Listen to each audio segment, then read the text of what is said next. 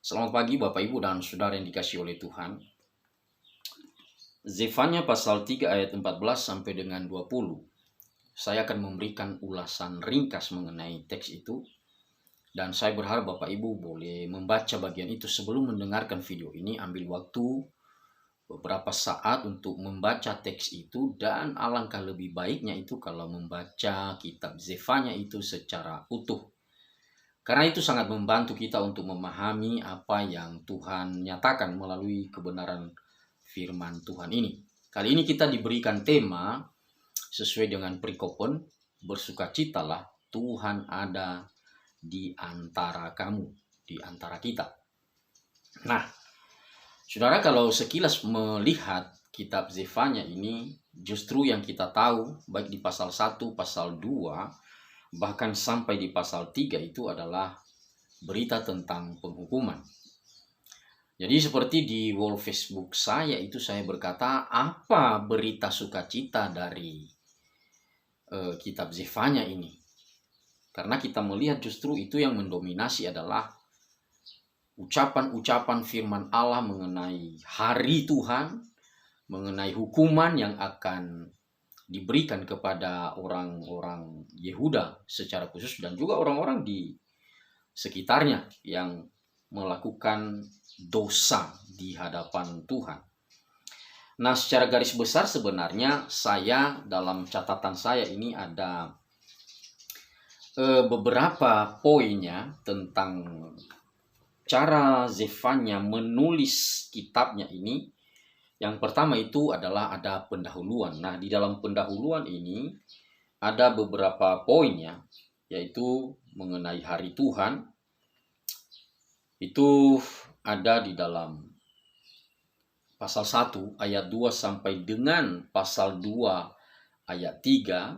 Itu poin yang pertama, yang tema yang paling besar adalah hari Tuhan. Kemudian yang kedua, nubuat melawan segala bangsa dan Yehuda. Nubuat melawan segala bangsa dan Yehuda. Itu mulai dari pasal 2 ayat 4 sampai dengan pasal 3 ayatnya yang ke-8.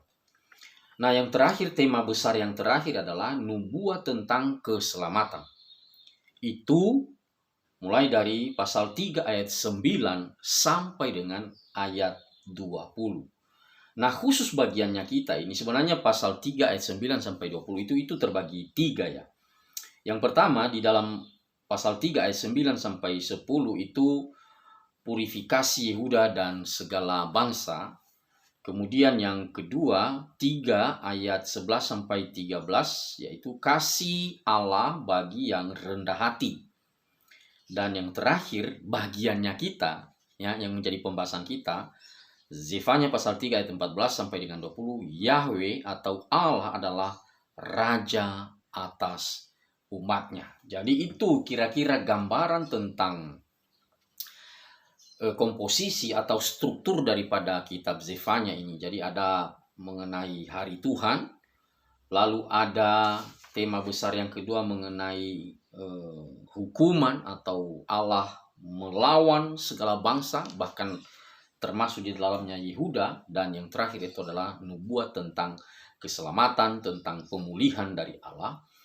Dan bagiannya kita ada di dalam kelompok yang ketiga ini atau di bawah tema besar tentang keselamatan dan pemulihan yang dilakukan oleh Tuhan. Nah, saudara, tentunya Zefanya ini kalau kita baca di awal, dia disebut sebagai nabi yang adalah keturunan raja, ya, seperti dikatakan dalam ayat 1, firman Tuhan yang datang kepada Zefanya bin Kusi bin Gedalia bin Amaria bin Hizkia. Ya, Hizkia itu adalah raja sebelum Manase dan Amon dan Yosia.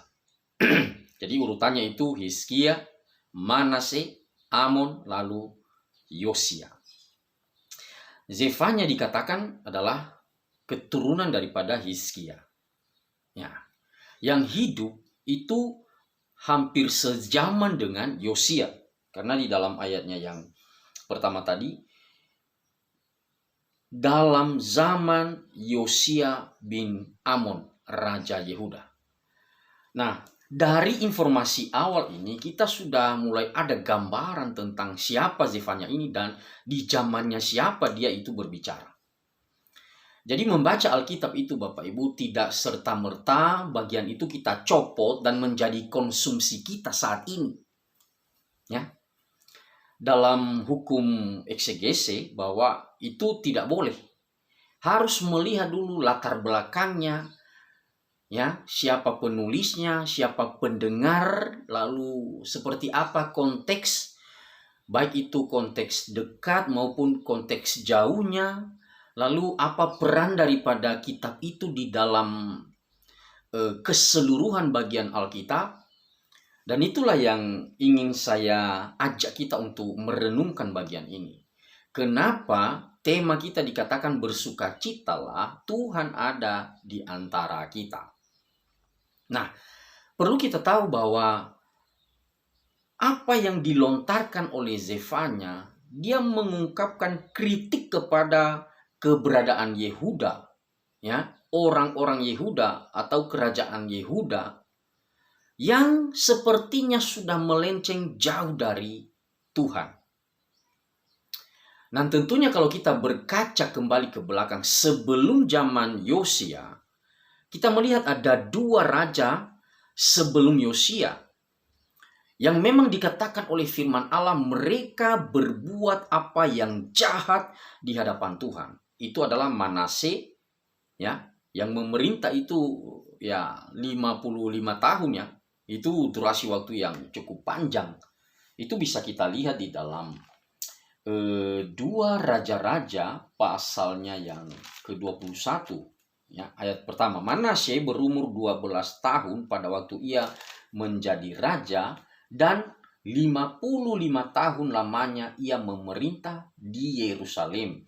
Nama ibunya ialah Hefzibah. Ia melakukan apa yang jahat di mata Tuhan. Nah, jadi Manase melakukan apa yang jahat di mata Tuhan. Amon sebagai penggantinya meskipun hanya berdurasi 2 tahun memerintah, sama juga melakukan apa yang jahat di mata Tuhan. Nah, pengganti mereka yaitu Yosia nanti yang disebutkan di dalam kitab Zefanya ini, itulah yang boleh membawa sebuah perubahan di tengah-tengah kehidupan orang-orang Yehuda. Jadi banyak penafsir berkata bahwa Zefanya ini tampil kira-kira itu di awal pemerintahan daripada Raja Yosia atau bahkan sebelum Yosia menjabat.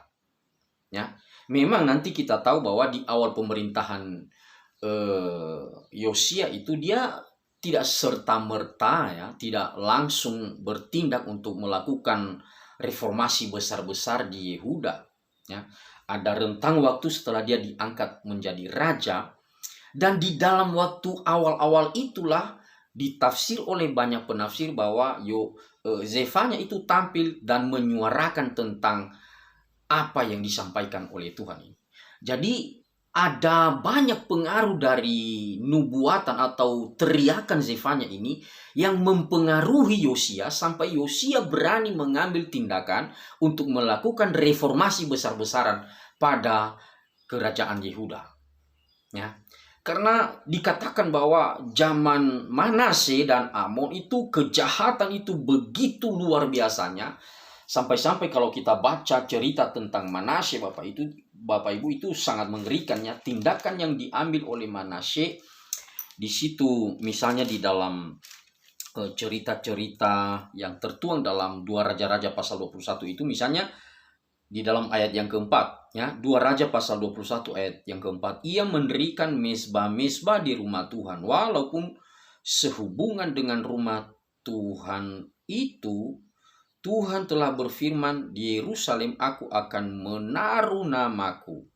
Dan ia mendirikan juga mezbah-mezbah bagi segenap tentara langit di kedua pelataran rumah Tuhan. Jadi sangat berani ya. Manase selama 55 tahun memerintah Yehuda dan dia betul-betul melawan Tuhan. Ya, membangun kuil-kuil, membangun mezbah di dalam rumah Tuhan sebagai bentuk perlawanan kepada Tuhan.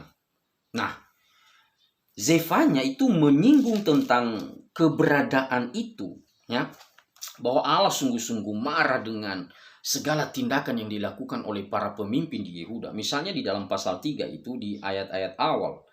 Pasal 3 ayat 1, celakalah si pemberontak dan si cemar, hai kota yang penuh penindasan. Ia tidak mau mendengarkan teguran siapapun dan tidak mempedulikan kecaman. Kepada Tuhan ia tidak percaya dan kepada Allahnya ia tidak menghadap. Jadi gambaran secara umum kota Yerusalem ini yang sebenarnya itu adalah ikon atau kota yang disegani dulunya itu di zaman Daud dan di zaman Salomo, ya, itu sangat disegani waktu pemerintahan dua orang ini. Tetapi setelah sepeninggalnya mereka, apa yang terjadi? Kota Yerusalem disebut sebagai kota yang cemar, kota pemberontak, kota yang penuh dengan penindasan, dan kota di mana hukum-hukum Allah itu ditentang begitu rupa. Nah, ditambah dengan informasi yang dikatakan oleh Zefanya di dalam ayatnya yang ketiga, pasal 3 ayat 3. Para pemukanya di tengah-tengahnya adalah singa yang mengaum, para hakimnya adalah serigala pada waktu malam yang tidak meninggalkan apapun sampai pagi hari. Jadi kalau Bapak Ibu membaca dinding Facebook saya beberapa waktu kemarin ini, saya sudah menggambarkan itu bahwa gambaran para pemimpin di Yehuda pada waktu itu disebut oleh Zefanya itu seperti singa, seperti serigala yang seakan-akan berlomba dengan waktu.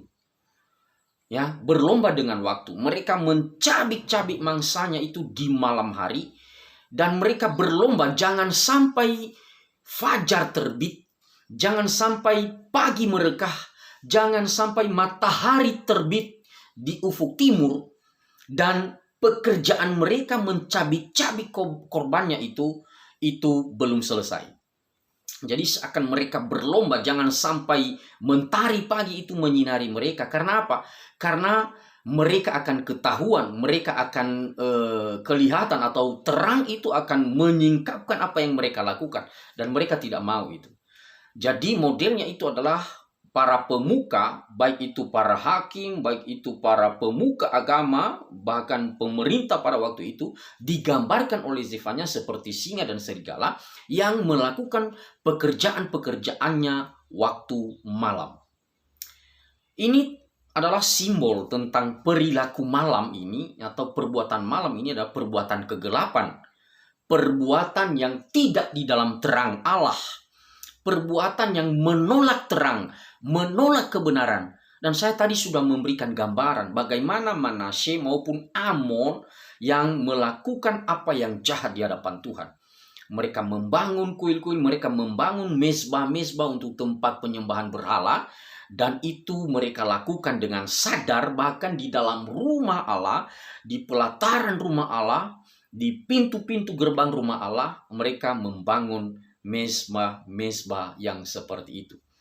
Itu bentuk gambaran kehidupan yang memang betul-betul di dalam posisi yang melawan kepada Tuhan, yang memberontak kepada Tuhan. Dan Zefanya itu berbicara tentang itu.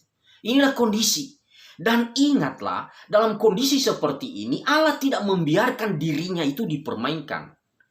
Tuhan Allah akan menghukum, Tuhan Allah akan murka dengan kondisi ini.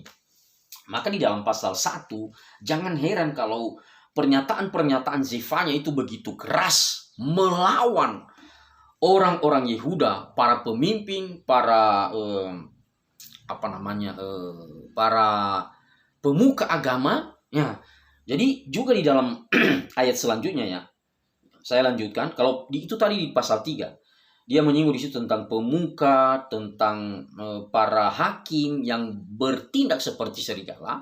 Dan itu ditambah lagi makin diperparah situasinya oleh kehadiran para nabi. Dikatakan dalam ayat yang keempat, para nabinya adalah orang-orang ceroboh dan pengkhianat. Ya, orang-orang ceroboh dan pengkhianat.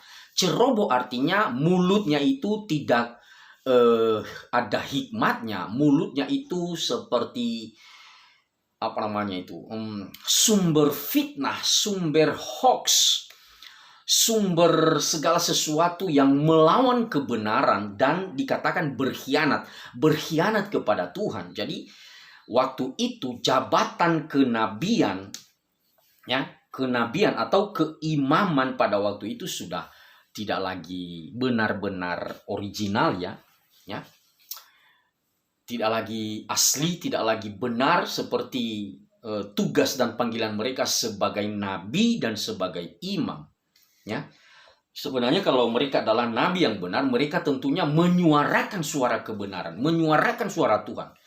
Dan juga para imam mengajarkan hukum yang benar. Tapi apa yang dikatakan oleh Zefanya di dalam ayat yang keempat itu, ya, para nabinya adalah orang-orang ceroboh dan pengkhianat, para imamnya menajiskan apa yang kudus, memperkosa hukum Taurat.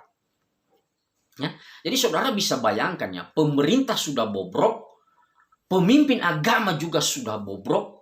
Bayangkanlah kondisi bangsa itu. Benar-benar di dalam posisi bangsa itu melawan kepada Tuhan. Semua elemen yang mempengaruhi, yang punya wibawa, yang punya otoritas di dalam pemerintahan bangsa Yehuda ini, posisinya adalah oposisi terhadap Tuhan. Melawan Tuhan dengan segala tindakan-tindakan yang mereka lakukan.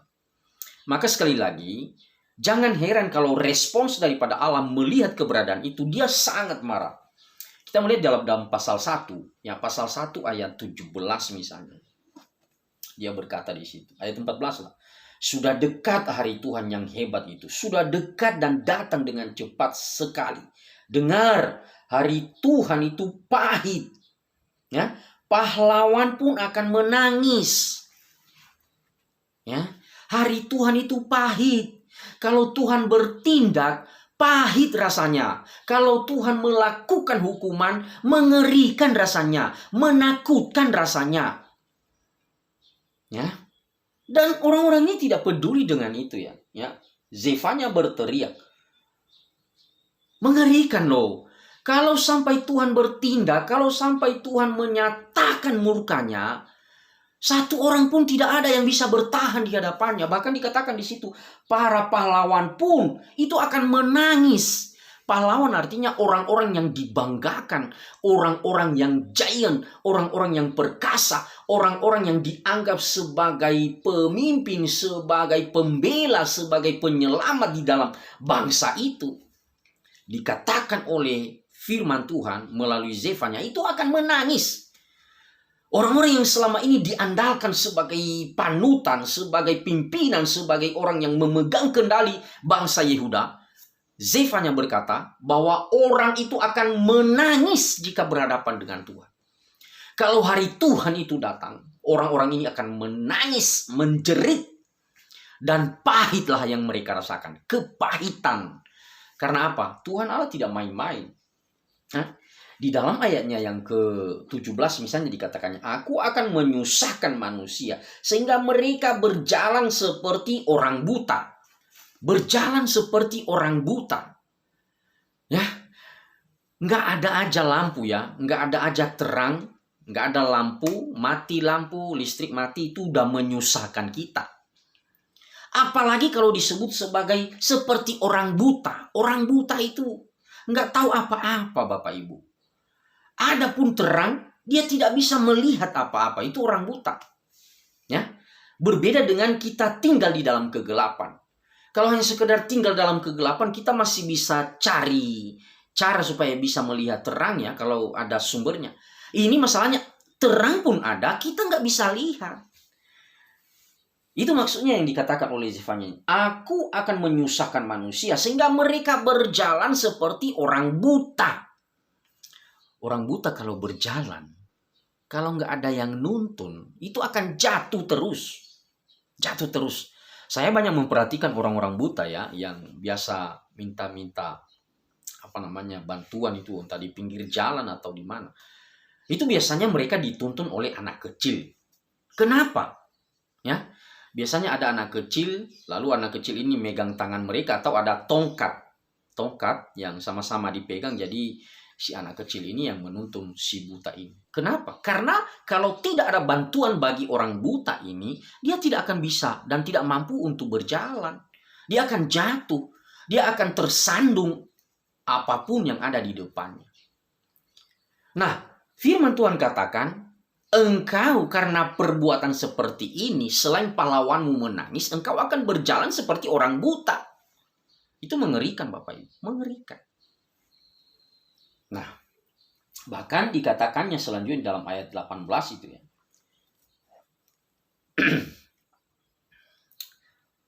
Ayat 17. Darah mereka akan tercurah seperti debu dan usus mereka seperti tai.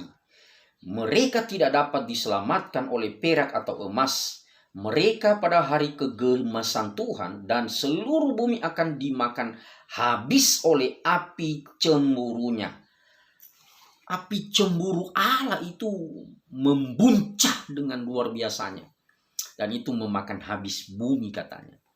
Artinya kalau Allah sudah bertindak, nggak ada yang mampu menyelamatkan diri. Kita akan hancur, kita akan musnah, kita akan mengalami kepahitan dan kondisi di mana kita tidak bisa berdaya, tidak bisa berbuat apa-apa.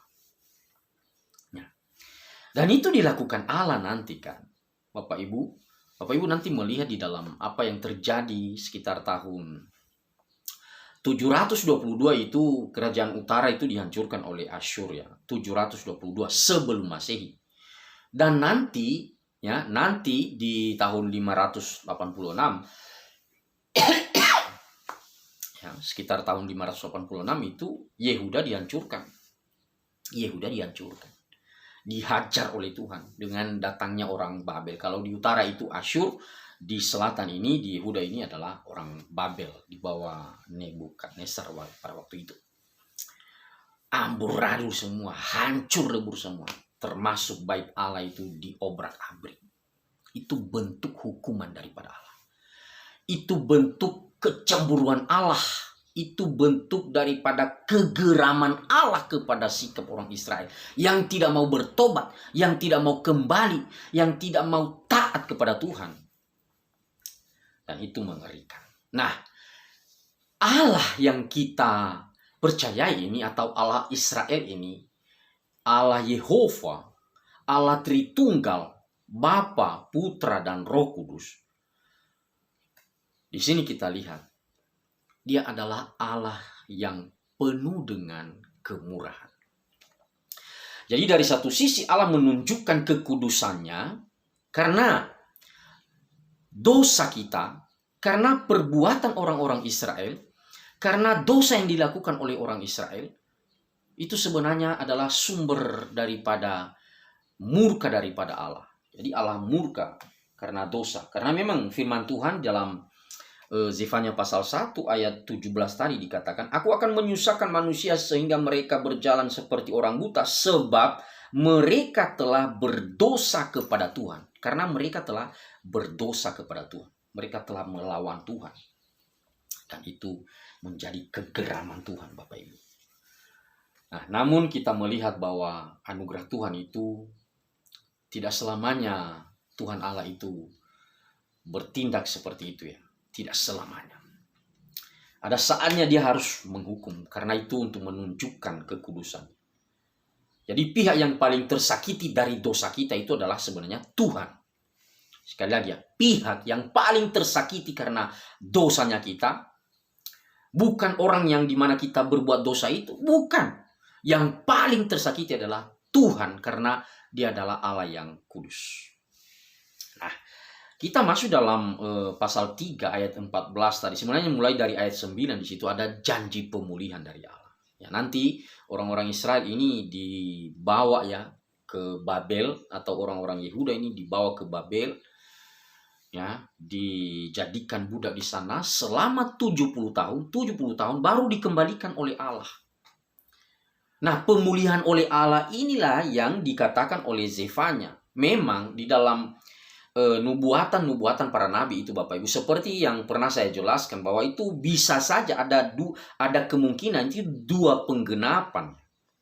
dua penggenapan. Jadi pemulihan yang dilakukan oleh Allah bisa mewujud dalam dua penggenapan, ya. Saya sudah ulas itu di video-video saya. Jadi seperti kita melihat gunung di kejauhan, kelihatan satu, padahal prakteknya ketika kita menjalani atau pergi melihat gunung itu, kita melihat bahwa enggak, bukan hanya satu, ada gunung satu lagi di sana. Cuman kita melihat dari satu sisi, kita melihat gunung itu menyatu. Karena apa? Kita melihat dari satu sisi, ya. Jadi itu gunung di sana ada satu, padahal kenyataannya ada dua. Nah, sama juga dengan nubuatan para nabi, sifatnya itu dalam perjanjian lama. Di waktunya mereka atau di waktu pendengar pada waktu itu, ada penggenapan yang mendesak. Tetapi di sisi yang lain ada juga penggenapan nanti. Dan itu disempurnakan oleh Yesus. Penggenapannya adalah pembebasan, pemulihan, keselamatan yang Yesus kerjakan. Ya, atau di dalam karya agung Allah, di dalam karya kekal Allah, penggenapan semua nubuatan para nabi itu mewujud atau maksimal atau penuh seutuhnya itu di dalam inkarnasi Yesus Kristus, ketaatannya selama dia hidup, kematiannya di atas kayu salib, kebangkitannya dari antara orang mati. Jadi Yesus secara keseluruhan, ya, mulai dari dimana dia lahir sampai dia bangkit, ya, ini masa-masa inilah yang menggenapi semua apa yang para nabi ungkapkan, ya, mengenai pemulihan, mengenai keselamatan. Ya. Jadi memang nanti di masanya mereka itu, ya, memang ada juga sih yang tidak menikmati, ya, yang mendengarkan Zefanya pada waktu itu, ya. Karena ya, itu puluhan tahun setelah itu kan yang nanti akan diangkut ke Babel. Tapi setidaknya gambaran kecil tentang penggenapan apa yang dikatakan oleh Zefanya ketika dia berbicara bahwa bersorak-soraklah karena ada Tuhan. Tuhan sekarang mau bermurah hati. Ya, misalnya di dalam pasal 3 ayatnya yang ke 11 misalnya, pada hari itu engkau tidak akan mendapat malu karena segala perbuatan durhaka yang kau lakukan terhadap aku. Sebab pada waktu itu aku akan menyingkirkan daripadamu orang-orangmu yang ria congkak, dan engkau tidak akan lagi meninggikan dirimu di gunungku yang kudus. Di antaramu akan kubiarkan hidup suatu umat yang rendah hati dan lemah, dan mereka akan mencari perlindungan pada nama Tuhan. Ya. Jadi semua itu dikerjakan oleh Allah, ya. Allah. Misalnya dalam ayat 9, tetapi sesudah itu aku akan memberikan bibir lain. Jadi kita melihat mulai dari ayat 9, pasal 3 ayat 9 sampai ayat 20 itu, ini tindakan Allah di dalam menyelamatkan kembali orang-orang Israel. Dia menunjukkan kegeramannya, dia menghukum mereka, dan dia juga menunjukkan belas kasihannya melalui apa yang dia kerjakan. Mungkin penggenapan secara kecil-kecilan, ya, atau miniatur daripada penggenapan Kristus, ya, atau penggenapan yang lebih dekat pada waktu itu, ya, nanti kita lihat Raja Yosia datang untuk melakukan pembaharuan, dan itu sangat menyenangkan hati Tuhan, ya. Kehidupan Yosia yang melakukan reformasi besar-besaran itu bisa menyenangkan hati Tuhan, itu bisa membawa sukacita baik di tengah-tengah orang Yehuda maupun juga di hadapan Tuhan. Nah, tetapi penggenapan yang paling besar nanti yaitu bagaimana Kristus datang ke dalam dunia. Oh iya, saya hampir lupa, ada penggenapan lagi tentang penyelamatannya setelah 70 tahun di Babel, lalu Tuhan memulangkan mereka ke kota Yerusalem, ya, melalui para pimpinan Ezra, Nehemia, Zerubabel, dan itu sesuai dengan rekomendasi yang diberikan oleh Raja Koreshi, ya, Raja Media Persia yang sudah berkuasa menggulingkan kekuatan daripada kerajaan Asyur. Ya. Jadi kita melihat dalam rentetan itu, firman Tuhan mengklaim bahwa itu adalah dikerjakan oleh Tuhan. Itu pekerjaan Tuhan. Pemulihan, penyelamatan itu dikerjakan oleh Tuhan. Nah, sekali lagi, penggenapan yang paling besar itu nanti ketika Yesus datang. Yesus datang memenuhi semua janji-janji para nabi ini, menggenapi segala sesuatu di dalam dirinya itu. Dan kita tahu Yesus ini seperti yang dinubuatkan oleh para nabi termasuk Yesaya. Immanuel, Immanuel, Allah bersama dengan kita. Itulah tema kita. Bersukacitalah, Tuhan ada di antara kita. Tuhan ada di antara kita itu misalnya di dalam ayatnya yang ke 17 misalnya ya. Ya. Di atas di ayat 14, 15 dikatakan bersorak-sorailah. Ya, bersorak-sorailah karena Tuhan ya, Tuhan menyingkirkan hukuman, Tuhan menolong dan sebagainya. Lalu di ayat 17 dikatakan bahwa Tuhan Allahmu ada di antaramu sebagai pahlawan yang memberi kemenangan. Ya. Sekarang Tuhan Allah ada di antaramu. Jadi masa-masa pembuangan itu Bapak Ibu atau masa-masa mereka melakukan kejahatan itu sepertinya Tuhan begitu jauh di sana, sangat jauh. Tidak menyatakan kehadirannya, sepertinya Tuhan bungkam, sepertinya Tuhan tidak peduli. Tetapi sekarang nubuatan Zefanya, sekarang Tuhan ada di antaramu. Hadir di situ, merasakan penderitaanmu, merasakan kesusahanmu, merasakan pergumulanmu. Dia ada di tengah-tengahmu. Ya. Dan bukan hanya hadir sekedar merasakan, dia menjadi pahlawan. Ya ini mengontraskan ya. Kalau pahlawan tadi, pahlawan yang di Israel, pahlawannya adalah manusia, apakah raja, apakah para pemimpin, apakah pemimpin politik atau pemimpin agama pada waktu itu, yang disebutkan tadi di pasal 1 itu akan menangis, para pahlawan itu akan menangis. Nah, di dalam pasal 3 ini, khususnya di dalam ayatnya yang ke-17, Allah itu disebut sebagai pahlawan yang memberi kemenangan. Dia ada di tengah-tengah umatnya dan memberikan kemenangan, menjadi pahlawan. Pahlawan itu menjadi apa ya, dalam terjemahannya itu bisa diterjemahkan sebagai orang yang powerful, orang yang strong, orang yang hebat, orang yang kuat, juara ya, atau champion, atau giant, orang yang besar, raksasa. Itu digambarkan seperti itu. Jadi Tuhan Allah itu adalah pahlawan yang besar, yang juara, yang menang dan memberikan kemenangan itu kepada umatnya. Ya. Jadi Immanuel, Yesus yang menggenapi Immanuel itu, dia hadir, dia ada, dia menyertai umatnya. Dan dia memberikan kemenangan kepada umatnya.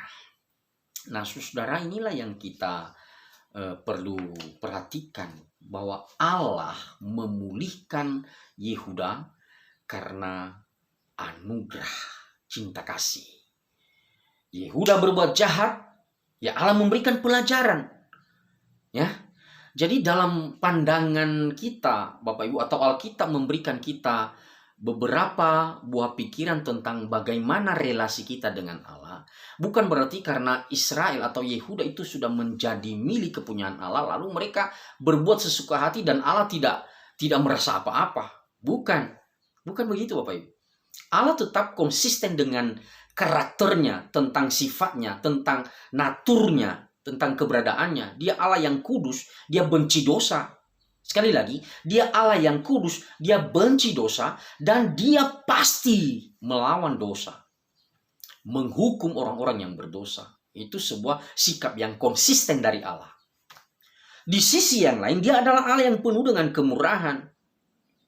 Ya, dia tidak membiarkan umatnya itu terus dalam kondisi terhukum. Dia menebus, dia memelihara, dia memanggil, dia menyelamatkan umatnya. Jadi dia menunjukkan cinta kasihnya. Ini sekali lagi ya, ini menjadi perenungan bagi kita ya. Jadi Allah ada di antara kita itu bukan berarti kita sekarang akan bebas, kita sekarang akan menikmati kemenangan. Toh Allah di antara kita dan dia memberikan kita kemenangan, kita klaim itu. Padahal hidupnya kita itu nggak beres. Cara hidupnya kita itu nggak pernah mempermuliakan Allah. Kita hidup secara sesuka hati, seenak udel, kata orang Jawa ya. Ya, Hidup seenak udel itu maksudnya hidup sesuka hatinya, sakarep dewi. Nggak boleh seperti itu di hadapan Tuhan. Kita harus menjaga hidup yang berkenan di hadapan Tuhan. Mengusahakan sedaya mampu kita hal-hal yang berkenan di hadapan Tuhan. Itu tugas kita sebagai orang percaya. Nah, jadi Allah hadir di antara kita itu ya semestinya memicu reaksi dari kita untuk memperjuangkan kehidupan yang lebih berkenan. Ya. Jadi Allah itu tidak mau dirinya dipermainkan loh ya. Allah tidak mau dirinya dipermainkan. Jangan salah. Dengan kita berkata Immanuel, dia ada di tengah-tengah kita, lalu kita sesuka hati berbuat seenaknya. Enggak bisa seperti itu. Justru karena dia ada di antara kita, kita harus memperhatikan cara hidupnya kita. Menata kehidupan ini lebih berkenan. Nah, jadi maksud saya dalam hal ini bukan berarti setelah kita percaya Yesus, percaya kepada Tuhan yang Immanuel itu, lalu hidup kita secara drastis berubah menjadi seperti malaikat, menjadi seperti orang yang benar-benar kudus. Lalu dosa tidak akan melekat dalam diri kita, kita tidak akan pernah jatuh lagi dalam dosa. Bukan begitu, bukan seperti itu. Ya, maksud saya dalam hidup orang yang sudah mengalami perjumpaan dengan Tuhan, Tuhan ada beserta dengan dia, Tuhan ada di tengah-tengah kita, di dalam komunitas itu, semestinya komunitas itu adalah komunitas yang mempermuliakan nama Allah, menjunjung tinggi kekudusan Allah, menghargai otoritas Allah di dalam hidupnya. Dia merasakan bahwa hidupnya bukan miliknya sendiri, tapi ada Allah yang terus peduli dan memperhatikan hidupnya karena Allah menyertai. Immanuel. Itu Bapak Ibu. Ya. Jadi mari kita menyongsong Natal ini, kita memperingati inkarnasi Yesus, kita juga mempersiapkan diri untuk menyambut kedatangannya, menyambut kedatangan Tuhan. Yang kita tidak tahu kapan saatnya dia akan datang kembali. Namun janji-janji Tuhan di dalam ayat-ayat ini tadi dalam Zefanya ini sangat menggairahkan ya. Ya wajar kita bersuka cita. Ya, seperti di dinding Facebook saya katakan bahwa apa berita sukacita dari gambaran yang diungkap oleh Zefanya secara umum tentang Yehuda, Israel dan bahkan bangsa-bangsa lain itu. Apa sukacitanya? Karena memang didominasi oleh ucapan-ucapan hukuman hari Tuhan yang akan datang. Nah, di dalam pasal 3, di ayat terakhir ini dari ayat 9 sampai 20 ini, ada berita tentang sukacita. Ada pemulihan dari Allah. Ya, misalnya dalam ayat 3, pasal 3 ayat 14, 15 itu dikatakan bahwa Tuhan telah menyingkirkan hukuman yang jatuh atasmu. Ya, Tuhan telah menyingkirkan hukuman yang jatuh atasmu. Sebenarnya hukuman itu menjadi bagiannya kita karena kita berdosa, tapi Tuhan sudah singkirkan. Ya, ya. Selanjutnya ayatnya yang ke 17 ya. Ayat 17. Nah, ayat 15 tadi, engkau tidak akan takut kepada malapetaka lagi. Ya, artinya Tuhan sudah menolong kamu. Ayat 17, Tuhan Allah ada di antaramu sebagai pahlawan yang memberi kemenangan. Ia bergirang karena engkau dengan sukacita. Ia membaharui engkau dalam kasih-Nya. Nah, ini poin penting Bapak Ibu ya, yang tidak boleh tidak harus kita perhatikan. Ia akan membaharui engkau. Jadi wujud nyata pembaharuan itu harus tampak di dalam sikapnya kita, cara hidupnya kita. Dengan cara hidup yang lebih berkenan. Bersukacitalah. Sekarang Tuhan ada di antara kita. Menyertai kita dan memperhatikan kehidupan kita.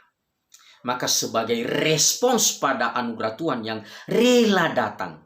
Ya, jadi inkarnasi itu lompatan yang sangat besar dari pencipta Sang Mulia datang menyederhanakan dirinya sama seperti kita menjadi ciptaan, ya. Hampir sama seperti kita yang adalah ciptaan. Dia berinkarnasi, mengambil rupa daging manusia dalam bayi Yesus Kristus yang lahir dari perawan suci Maria. Dan itu adalah anugerah yang luar biasa Tuhan nyatakan kepada kita. Mari bersukacita, mari hidup di dalam kebenaran, dan mari agungkan Tuhan di dalam keseharian kita. Tuhan Yesus memberkati. Amin.